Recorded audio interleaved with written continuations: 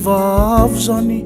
nomeko ny atanorako izy vaotojo azy aho dia avy hatrany voakitikity nilay adalako izany vehivavy zany navahako tanatiny maro izy anampivaly izy nampitomany ary tena hita nahasaropiaro tsara tare mato nambaboay tsara tare izy no tsara fanay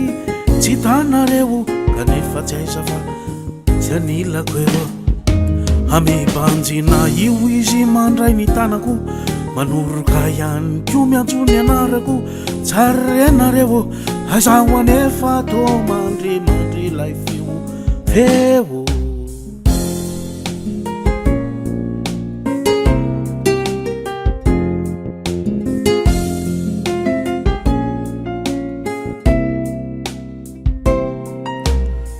izany vehivavy zany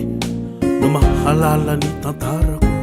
tsaroko tsara fa mbola izy ihany namadibadika lay anarako izany vehivavy zany